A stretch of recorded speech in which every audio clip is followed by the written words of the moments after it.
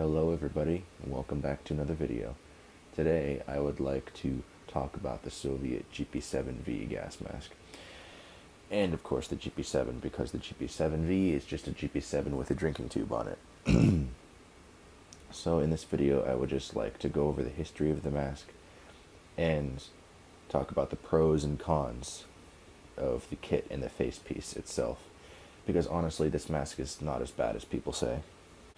And I do apologize for the different recording setup here. My recording studio is currently under construction, and I cannot record in that room, so the only room I can record in with decent lighting is my bedroom. So, I actually do not have any tables big enough to show off the full kit laid out like this, so I'm just going to do the review in my bed because it has kind of a decent background. And I'm going to be using earbuds and a microphone on some earbuds for this video because I gotta talk a little bit more quiet because my bedroom's close to my parents' room and it's getting kind of late at night, so I don't want to wake them. So yeah, without further ado, let's get into the video. So first off, I would just like to say that I do not know the official designation of the facepiece. Like, I know that the designation GP5 is not the name for the mask itself. GP5 is the name of the kit. The actual mask itself is designated SHM62U. So I'm assuming that GP7V is not the designation for the facepiece. I know that the designation for the mask in the PMK1 kit is like M80, like that's the name of the facepiece. And then for the PMK2, it's like MB180 or something like that. So yeah, I do not know the designation of the GP7V facepiece, but, it's kind of minor, so let's just, get on with the review. So yeah, this mask started its production in the late 1980s, and its production was halted in the mid-1990s, or at least mid to late 1990s.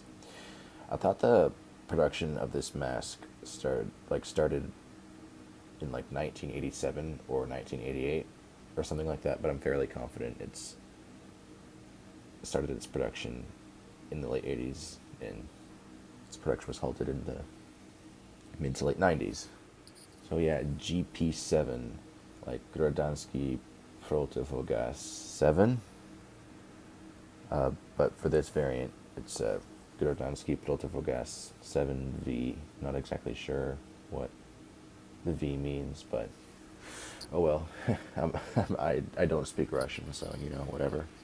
And when translated, GP just means like civilian mask, so this is like civilian mask 7V.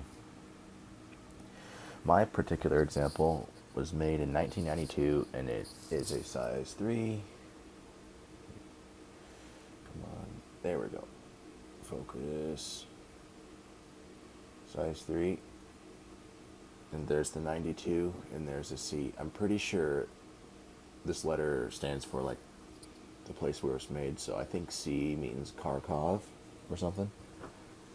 So it was made in Kharkov, Russia, 1992. So yeah, this is a post-Soviet mask, so the quality is, not that great, but like it's decent. I know a lot of people complain about this mask having, pretty poor quality control and like just a bad mask overall, but like I will defend this mask later on the video. Not now, I have more stuff to cover. As I previously stated, the Soviet, GP7V, GP7 kits, stopped being produced in the mid to late 90s. But yeah, a lot of Soviet masks were discontinued and they stopped being produced, but like they were still used for like civil defense and like training in like the late 90s and early 2000s. I've seen some footage of people in like civil defense training with the GP7s and GP7Vs. That's like recorded in like the early 2000s. I can't remember the exact date. I think it was like 2005 or 2002 or something. But yeah, it was kind of interesting to see it like the GP7 still being used. And of course a couple of the SHM66MUs and SHM62Us were being used as well. So yeah, I guess if you just have a stockpile of masks and you need gas masks for training and civil defense, might as well just use the stockpile that you have instead of making new masks, because, you know, that's more cost effective. Before we get any further into the video, I would just like to thank Gaming Legend 88 for sending this mask over. So yeah, I'm very thankful to own this mask, and yeah, I would just like to give you another thank you. So yeah, thanks, man. Okay, let's get on to the kit here. Here we have a GP-7V filter, dated 1989. You're probably not going to be able to see that, because it's super faded, and I don't think it'll show up on camera no matter how many times I focus it. So yeah, this mask actually came with a GP5 filter, which is kind of cringe, but it made an airtight seal, which is nice. But, you know, I have a GP7V filter laying around, so I put it with this kit because that would be more accurate. But yeah, this filter's been used, as far as I'm aware, because it's, you know, got a lot of paint chipped off, and like, there's no way that that paint would be scratched with this thing still attached. So yeah, someone probably removed it and just scratched it during training or something. Or maybe it just was like that. Someone just put like a horrible paint job on it. I'm not too sure, but you know, whatever. There's an inside. It's kind of interesting. You can't see it, but like, you know, this filter is covered in paint. But I think they spray painted this paint on, because like, they also did the interior of the filter right here, because like I can see that like around the edges right here, there's like green paint splattered on the white cotton particulate layer. So yeah, got a little careless there, but you know, what's lead paint gonna do to you? It's not that bad.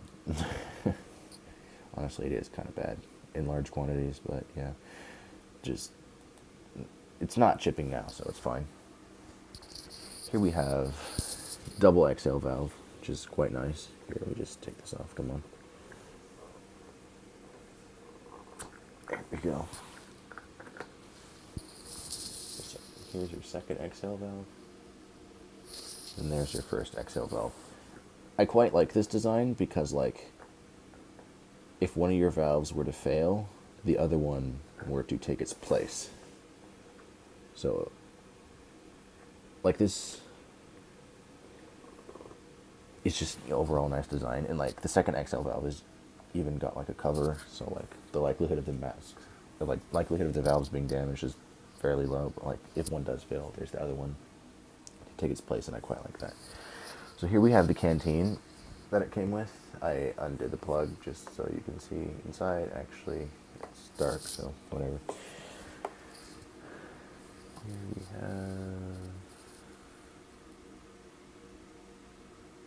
have, I can't see that, but it says 0.75 and something in Russian, so I'm assuming that's liters, so 3/4 of a liter? I might be reading that wrong, but whatever. It's 12:40 a.m. Give me a break. Yeah, this is the only time that I actually had, you know, free time to film a gas mask video, which is kind of sad because I don't have time during the day. Because I'm just so damn busy, but, you know, whatever. I'm doing the video now, so, you know, just get over it. Here we have the outserts for this mask. This is to protect against, you know, just shrapnel or something. Just keep the lenses from getting scratched or damaged. I think this reduces glare. I think. But mostly just to protect the lenses from getting hit. We have the anti-fog lenses. You seriously need these because this mask fogs up a lot.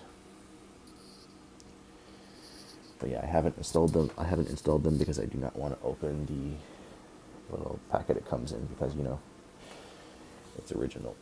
Here we have the instruction manual, which this is definitely an interesting piece. I love this. So I'll turn to a couple random pages. It's the XL valves. It's the mask itself. Oops. Oops, there's the dude drinking it. So what you're supposed to do, from what I've been able to tell, is that you hold it upside down, you squeeze the bottle while you're pressing the adapter in, and you're supposed to suck at the same time, and that all should make the water come out. Come out through the canteen, into the tube, and into your mouth. So yeah, here is the voice diaphragm. This is an incredibly clear voice diaphragm. I'm very impressed with this. I mean, just, I don't know, pretty remarkable. Here we have the inlet valve here and the screw thread. I cannot say this enough. Oops, camera's unfocused. Let me focus that there. There we go. So yeah, I cannot say this enough.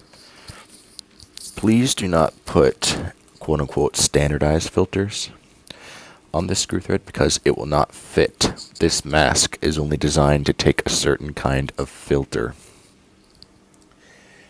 The filters that this mask accepts, the filter that this mask accepts is the, obviously the GP-7K filter because it comes with this mask, and as you can see, it's specially designed to fit this. So when you screw it on,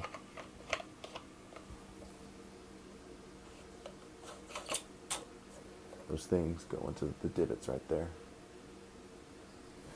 But like a GP5 filter does fit on this mask. That's so, it's good, I guess. But I'd recommend using GP7K filters because they just, overall fit better. But yeah, people apparently put FP5 filters and ABEC filters on here because they're quote unquote standardized. If you didn't know, FP5 filters are not standardized. They're NATO. It literally says it right on the tag. So yeah, people could just read instead of taking what someone says for a word, or taking someone's word for a fact. Just please do not cram FP5 filters on this mask, or NATO filters or ABEC filters. Yeah, okay. ABEC filters are not standardized too. They're not standardized. Just come on. The way you can tell if something's not going to fit, if there's resistance when you screw this on, then it's not fitting. You're killing the threads. I might have to make an entirely separate video about gas masks and filters because I can't get sidetracked right now because I'm running out of time. So yeah, let's keep going. Here's the carrier pocket for your outserts.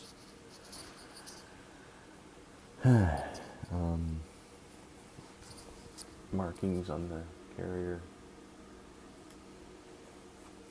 And of course, lots of room inside the carrier. Oh god, you cannot see that stupid shadow.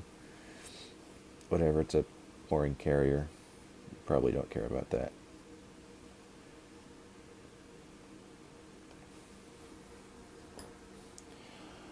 Alright.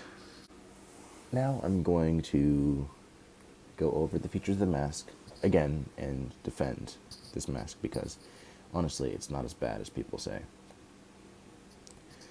So a lot of people like to say that this mask is uncomfortable, the inner seal is crap, and the filter ports suck. Well, as I said, if you just use the original filters, you're not going to have a problem with the filter port because, original filters are meant to go on the mask. Like, nothing else. This was designed to go on here, so use the filter, please. Another thing, if the mask doesn't fit right, or if it's not comfortable, please get the mask in your size. This is a size 3, and I'm a size 3, and this mask fits me perfectly. Another thing is that please make sure your head harness is tightened properly. So when you get the mask, head harness might be loosened all the way, or it might be tightened somewhat. So I recommend loosening the straps all the way, and then putting the mask on, and then tightening it until the mask sits just right on your face. So that way, it's not uncomfortable because you have the mask in your size, and B, the straps are tightened to the right amount. And then the main thing that people complain about, if I could just invert this,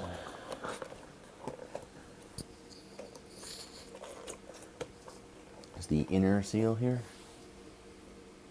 Like, that's god awful shadow.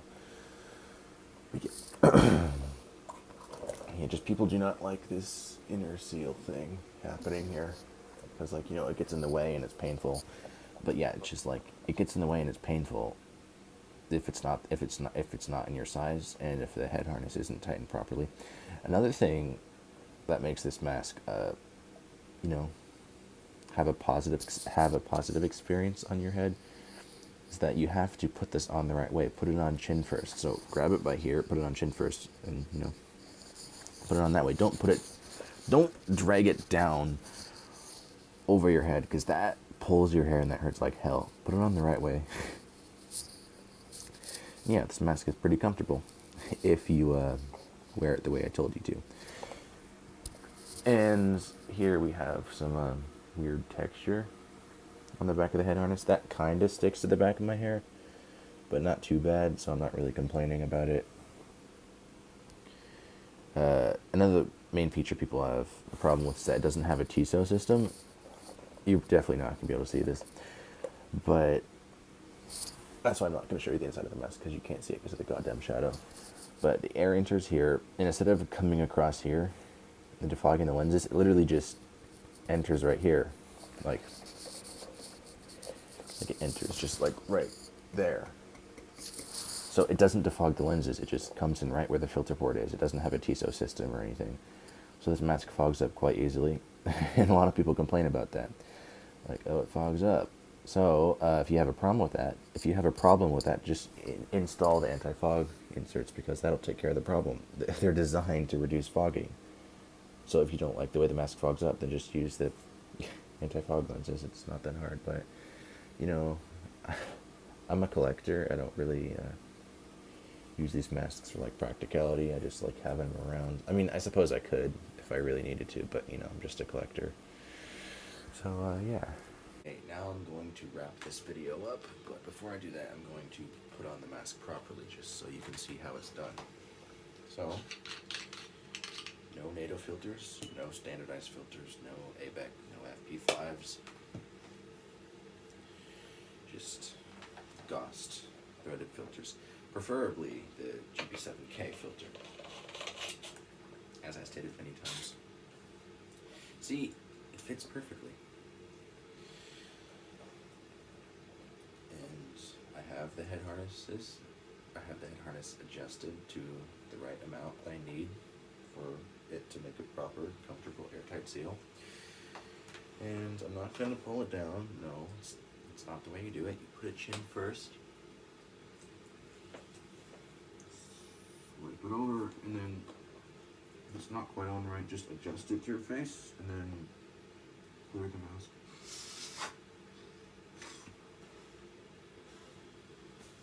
And there you go. That is the Soviet GP-7V gas mask.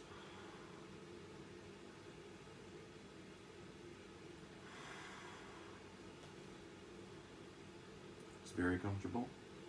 So if you put it on the right way and it still doesn't fit, just adjust it to your face, and that's all you have to do.